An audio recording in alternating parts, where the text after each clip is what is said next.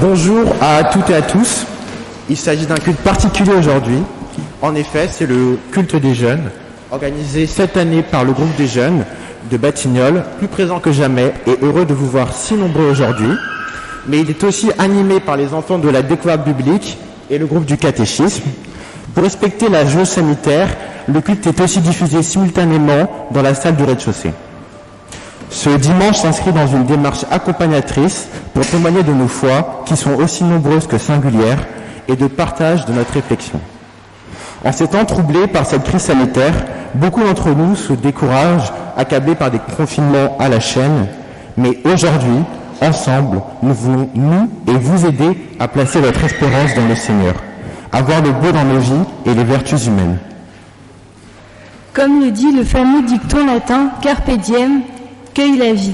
Alors je vous invite à vous lever et ensemble, debout, débutons ce culte avec un chant proposé par la découverte biblique « Cueillons la vie » que vous pouvez retrouver sur la feuille de chant.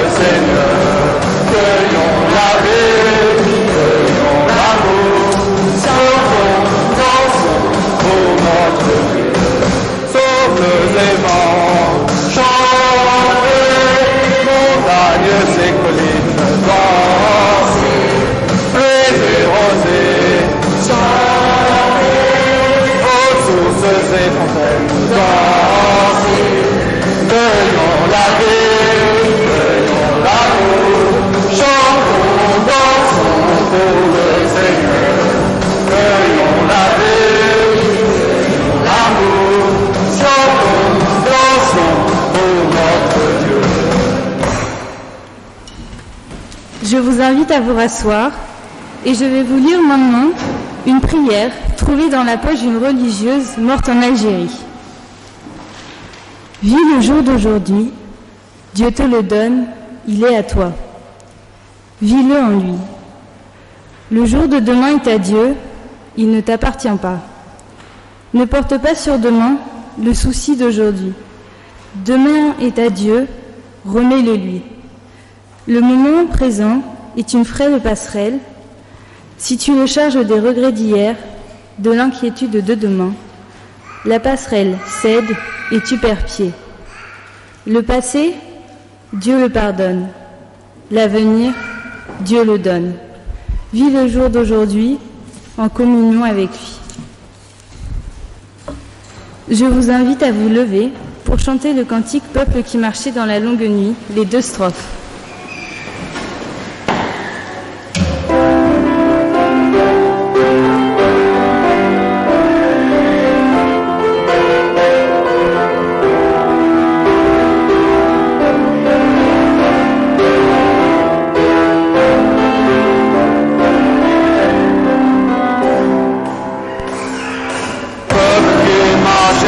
Dans la longue nuit,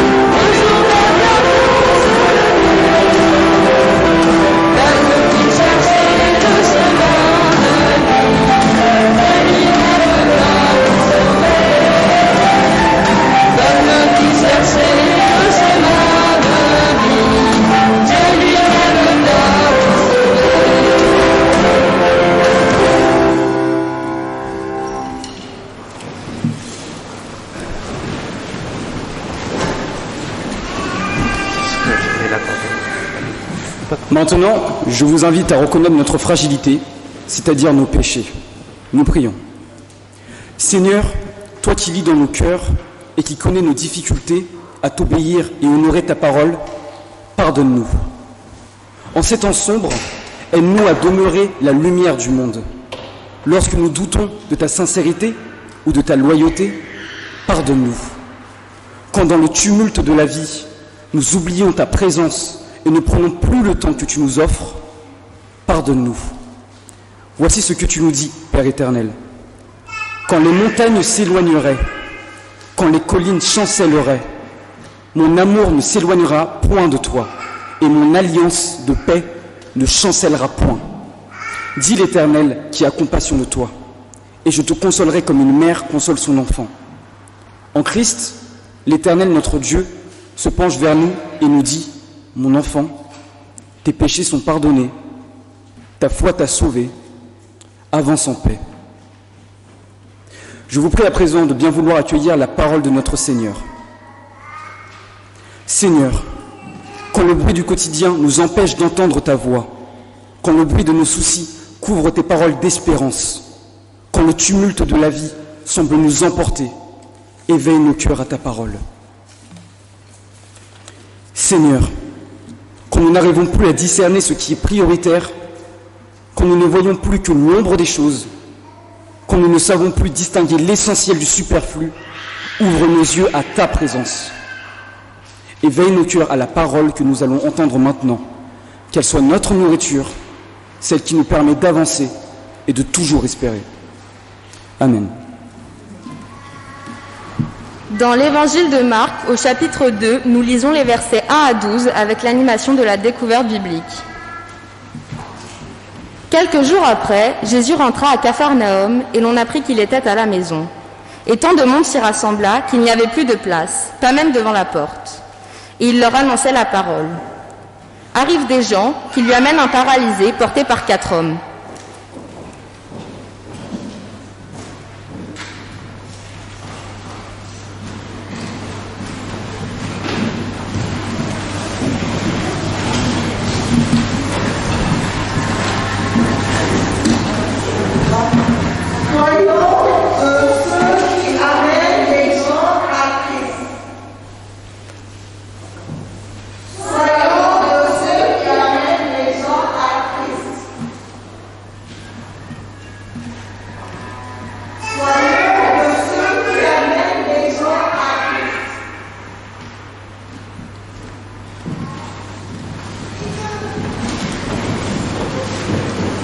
Comme ils ne pouvaient l'amener jusqu'à lui à cause de la foule, ils ont découvert le toit au-dessus de l'endroit où il était, et faisant une ouverture, ils descendent le brancard sur lequel le paralysé était couché. Voyant leur foi, Jésus dit au paralysé, « Mon fils, tes péchés sont pardonnés. » Quelques scribes étaient assis là et raisonnaient en leur cœur.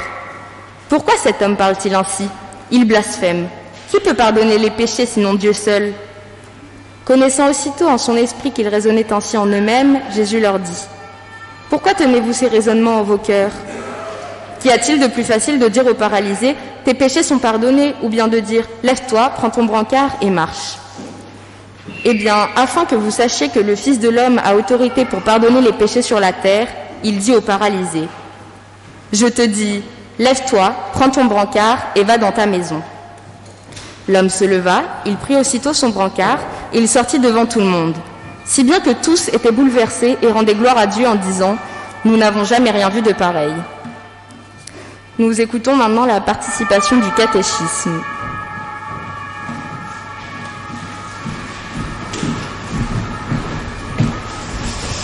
Au catéchisme, nous avons ensemble étudié ce texte de la guérison du paralytique. Ce texte nous a invités à espérer.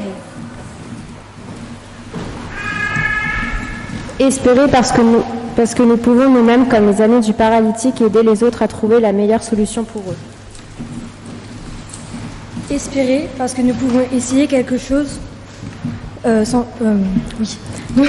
Espérer parce que nous pouvons essayer quelque chose sans être toujours sûrs de réussir. Espérer que notre vie sera plus simple après la crise du Covid. Espérer pour nos proches, ceux que nous aimons.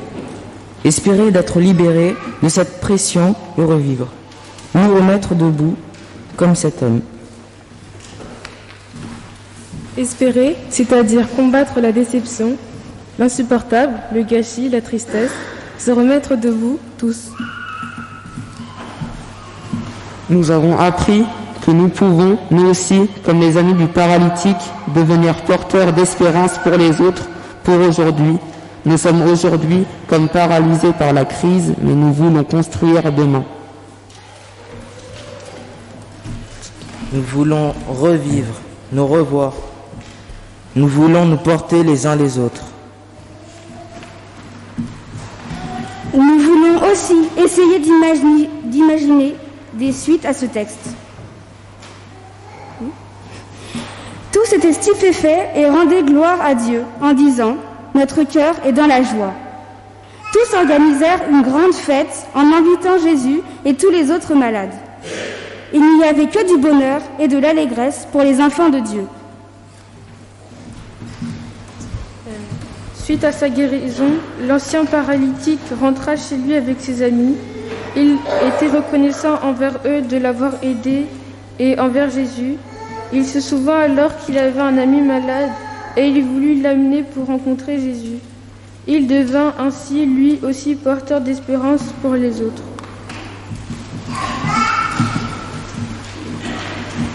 Quelques jours passèrent, l'ancien paralysé était libéré de ses chaînes. Il rattrapa toutes ses années perdues. Il put enfin profiter de sa vie. Fini le brancard. Chaque jour, il louait Dieu. L'ancien paralysé rentra chez lui. Il aida désormais tous ses amis et il devint disciple de Dieu.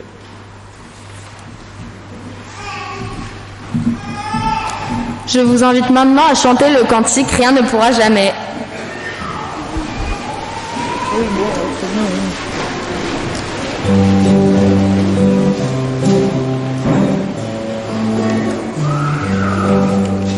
Rien ne pourra jamais nous séparer de l'amour donné. Rien ne pourra jamais nous priver de la liberté. Ni le malheur, ni l'inquiétude, ni toute la souffrance qui nous vient d'ailleurs. Aucune faim, aucune misère, ni les dangers que redoutent les meilleurs. Rien ne pourra jamais séparer de l'amour donné. Rien ne pourra jamais, oh non, jamais, priver de la liberté. Aucune mort, aucune vie, ni la liberté dans les esprits. Aucun pouvoir, aucun combat, aucune force dans haut ou dans bas. Rien ne pourra jamais séparer de l'amour donné. Rien ne pourra jamais nous priver de la liberté.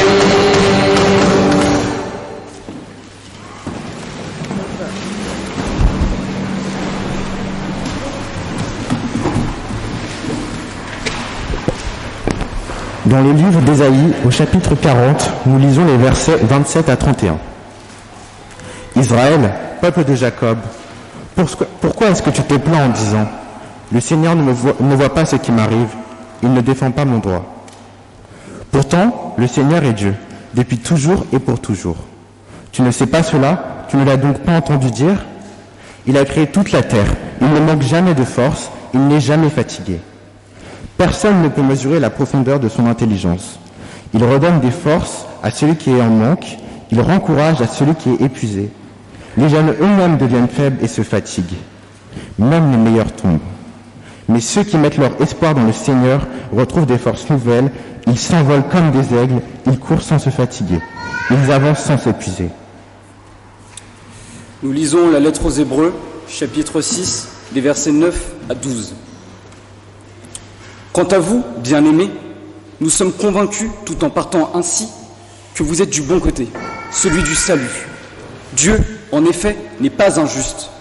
Il ne peut oublier votre activité et l'amour que vous avez montré à l'égard de son nom en vous mettant au service des saints dans le passé et encore dans le présent.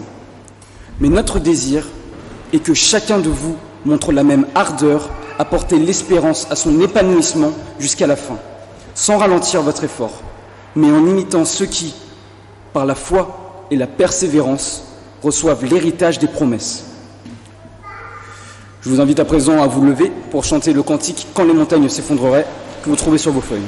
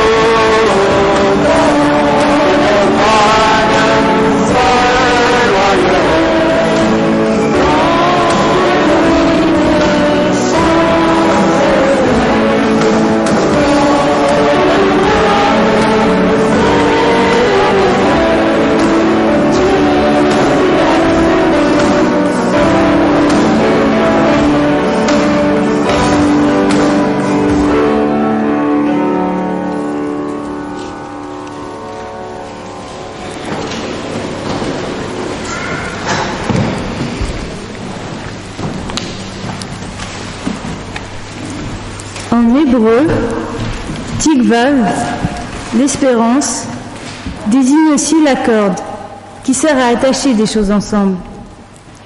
Et oui, même si ce n'est pas Jean-Marie qui fait la prédique, vous avez le droit à votre cours de langue. L'espérance des croyants est dans le Dieu de Jésus-Christ. Nous ne voyons pas Dieu, mais nous sentons que ce lien est solide et sûr. Cette confiance que nous pouvons avoir en Dieu est basée sur la certitude de sa fidélité qui garantit notre avenir. Le salut peut tarder, l'espérance peut être enfouie, mais elle ne disparaît pas, car nous savons que notre avenir est dans la bonne main de Dieu. Nous sommes bien reliés, au-delà du visible, à du solide. D'après le pasteur Marc Pernaut. L'espérance, c'est plus qu'un mot. L'espérance est un composé d'amour et de foi. Comme les enfants de la découverte biblique nous l'ont montré, l'amitié qui noue les a mis ensemble dans Marc 2 est le support de la foi qu'ils ont placée dans Jésus. Cette foi qui s'est inscrite dans l'espérance que le paralysé retrouve toute sa motricité. En effet, l'espérance est collective. Ensemble, ils ont espéré sauver leur ami grâce à Dieu, et ensemble, on espère en finir avec la Covid. Dans l'extrait, ce qui sauve l'homme est la foi, son espérance qu'il place en Jésus. Nous pouvons souvent vouloir nous sortir de situations complexes par nos propres moyens, mais tôt ou tard, nous devons accepter que nous ne sommes pas assez forts seuls. Le texte montre que nous devons nous en remettre à Dieu et faire preuve d'humilité afin de s'en sortir dans les situations les plus complexes. L'amour que nous porte Jésus l'a aussi sauvé. Il l'a lu dans leur cœur et leur a pardonné aussi facilement qu'il a demandé à l'homme de se lever. Il n'a pas tout de suite guéri physiquement l'homme, il l'a guéri spirituellement en le lavant de ses péchés. Il a lu dans son cœur et ensuite il a vu la foi de ces 4 hommes, puis a guéri le blessé. Notre foi en Jésus peut servir pour l'autre. Ce sont ses amis qui l'ont emmené à Dieu. Et c'est cela qu'a vu Jésus. Il y a plusieurs messages pour nous importants dans l'Épître aux Hébreux, et principalement dans le verset 10. Dieu, en effet, n'est pas injuste. Il ne peut oublier votre activité et l'amour que vous avez montré à l'égard de son nom en vous mettant au service des saints dans le passé et encore dans le présent. Tout d'abord, Dieu n'est pas injuste. Il ne faut pas douter de Dieu, mais espérer. Remplacer notre doute par l'espérance. Dieu attend de nous à ce qu'on respecte ses commandements, mais aussi à ce qu'on le respecte, qu'on fasse le bien autant que possible autour de nous et que l'on ne doute pas de lui. Aussi, il ne doit pas nous échapper le fait qu'il sait tout et n'oublie rien. Il connaît nos faiblesses et nos erreurs. Je vais vous parler maintenant du verset 11. Mais notre désir est que chacun de vous montre la même ardeur à porter l'espérance à son épanouissement jusqu'à la fin. Il nous permet de comprendre qu'il faut apprendre de nos erreurs et les utiliser pour aller de l'avant. Essayer d'atteindre nos buts et persévérer. Dieu nous accompagne dans notre démarche et sera toujours à nos côtés. Il nous donne l'espérance pour y parvenir. On peut se demander, espérer c'est bien, mais quand c'est compliqué, on fait comment? Eh bien, il est normal de broyer du noir, de penser qu'il n'y a pas d'issue au vu de la situation actuelle, les médias qui nous enfuient de mauvaises nouvelles, mais n'oublions pas que Dieu se soucie toujours de nous. On peut penser qu'il ne nous voit pas, ou même se sentir abandonné, quand on nous donne ou quand des malheurs nous arrivent. Mais Dieu dispose de toute la force pour chacun d'entre nous. Vous ne savez pas cela? Vous ne l'avez pas entendu dire? En effet, lorsqu'on a eu l'occasion d'apprendre dans sa vie, à la découverte biblique, au catéchisme, ou bien aujourd'hui même au sein de ce temple, on sait comment est Dieu et toute sa capacité à nous sauver. Ainsi, nous savons qu'il est bon de continuer d'espérer. Je pense qu'il est important de se rappeler ces mots. Il a créé toute la terre, il ne manque jamais de force, il n'est jamais fatigué. Espérer n'est pas en vain. Il ne faut pas se dire que l'on n'est pas pris en considération, car à nouveau, il dispose de toute la force pour chacun d'entre nous. On pense souvent que Dieu agit très différemment de ce qui semble être le meilleur pour nous. Ici, Ésaïe y répond en disant que son but, son projet n'est pas visible à première vue, mais nous devons faire confiance à Dieu. Qu'on soit jeune, plus âgé ou pieux, quand on est fatigué d'espérer, il faut se rappeler que là où on place notre espérance, donc Dieu, c'est ici que se trouve la source nécessaire pour nous revigorer. À la fin de ce passage d'Ésaïe 40, on peut lire « Mais ceux qui mettent leur espoir dans le Seigneur retrouvent des forces nouvelles. Ils s'envolent comme des aigles. » Quand une tempête arrive, l'aigle déploie ses ailes et se fait porter par le vent et s'élève au-dessus de la tempête. Il n'échappe pas à la tempête, il l'utilise simplement pour s'élever plus haut. Tirons de ce message que les tempêtes de la vie que nous rencontrons sont tous surmontables. Il est normal de douter lorsqu'on espère, mais en connaissant, en mettant sa foi en Dieu, on peut retrouver la force d'espérer. Et je pense que c'est le message le plus important de ce texte. L'apôtre Paul dit que 3 choses seulement demeurent. L'espérance en fait partie, avec la foi et l'amour. Par l'amour que Dieu nous porte, on sait qu'il nous protégera quoi qu'il arrive.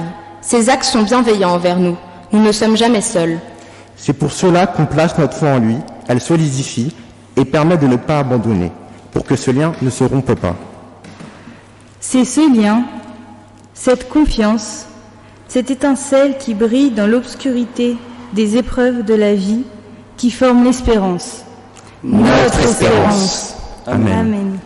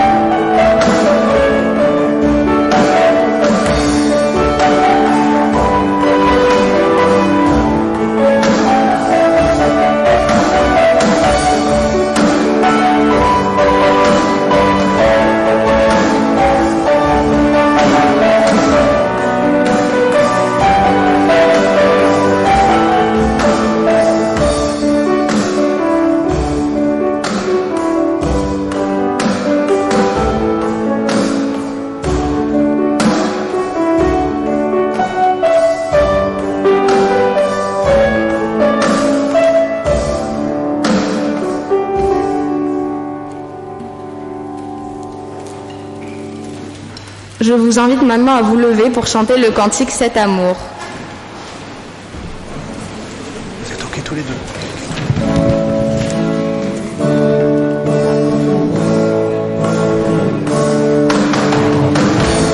En toi les humbles sont bénis, en toi les faibles sont affermis, les cœurs brisés tu rétablis, donnant la vie.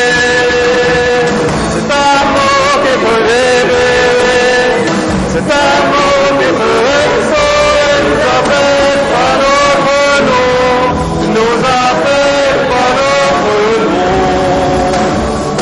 Dieu qui créa tout l'univers, ce Dieu qui veut mourir au calvaire, nous appelle par notre nom, nous appelle par notre nom. À ceux qui doutent dans la foi, aux chancelants du temps les bras, tu les appelles de ta voix, tu les envoies.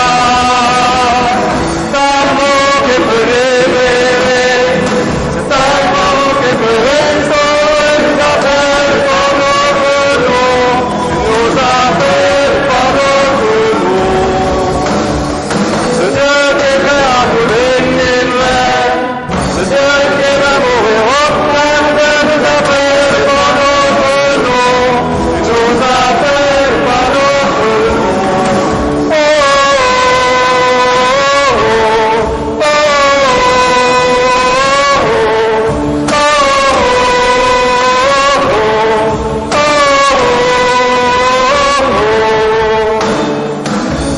oh, oh, de ta voix, tu nous appelles à la croix. De ta voix, tu nous appelles à la croix. De ta voix, tu nous appelles à la croix. De ta voix, nous appelles à la croix. C'est un mot qui peut libérer, c'est un mot qui peut restaurer, nous appelle par notre nom, nous appelle par notre nom. Ce Dieu qui créa tout l'univers, ce Dieu qui va mourir au calvaire, nous appelle par notre nom, nous appelle par notre nom. Oh, oh, oh, oh,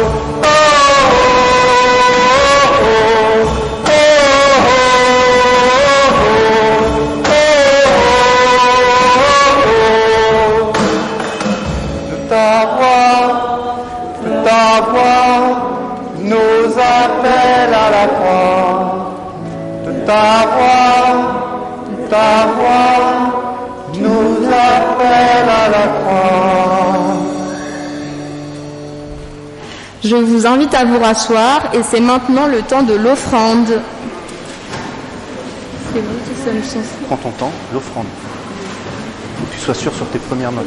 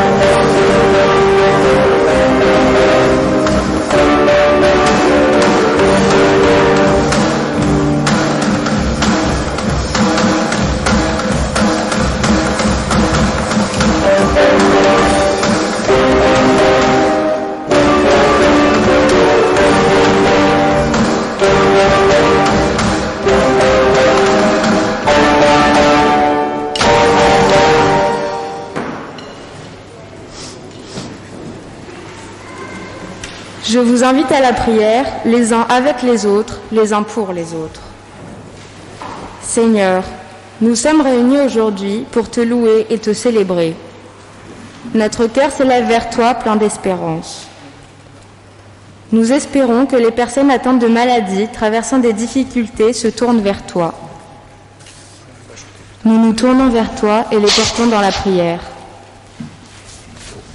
Nous espérons que nos sœurs et nos frères qui souffrent apaisent leur peine dans l'assurance de ton amour. Nous nous tournons vers toi et les portons dans la prière. Nous espérons que nos familles et amis soient en bonne santé, en sécurité et te confient leur vie. Nous nous tournons vers toi et les portons dans la prière. Nous espérons que nos choix soient toujours éclairés par ta présence et ton amour. Nous nous tournons vers toi et accueillons ta parole et ton souffle. Notre cœur est rempli de joie. Amen. Je vous invite à dire ensemble la prière que Jésus nous a enseignée.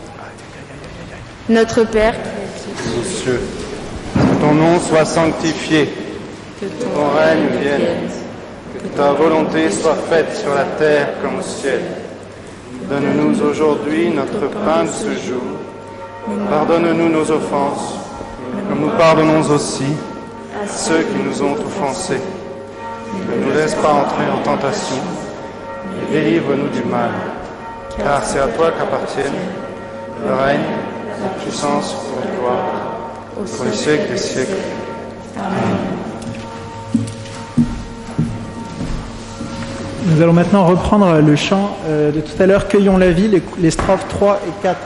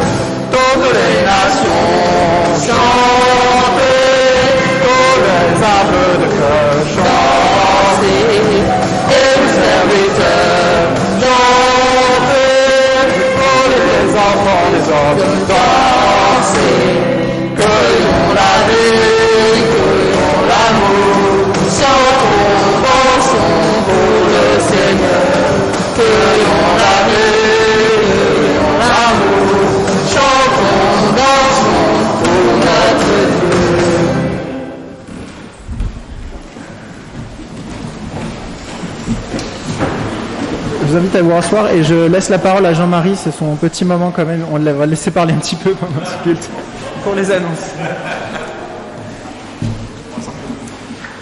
C'est vrai que ça fait bizarre de parler si peu dans un culte, j'étais stressé tout à l'heure, beaucoup plus que quand je fais le culte. Mais alors il n'y a pas beaucoup d'annonces sur la vie de la paroisse, si ce n'est que je prends des congés à partir du week-end prochain, 15 jours. Mais je voudrais simplement remercier les jeunes qui ont fait un culte extraordinaire. Il n'est pas encore fini, alors on le dira peut-être après, mais vraiment, ils ont fait un très très très gros travail, j'ai pu le mesurer, et avec quelqu'un qui est dans l'ombre, que vous venez d'entendre, qui est Antoine, qui est le nouveau responsable du groupe de jeunes depuis quelques mois, et ben le résultat il est là, bravo.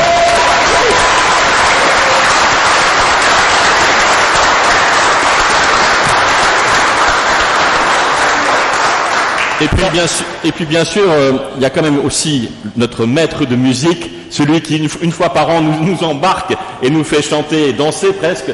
Merci à toi Stéphane aussi de ce travail. Merci.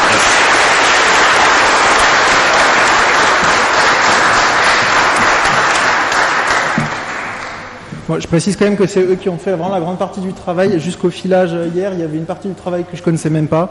Ils avaient plus travaillé que ce qu'on leur avait demandé. Donc Vraiment un grand bravo à eux. Et on était vraiment très confiants, je pense, une confiance partagée de les laisser faire ce culte parce que c'était... ils sont vraiment super. Je vous invite maintenant à vous lever pour recevoir l'exhortation et la bénédiction.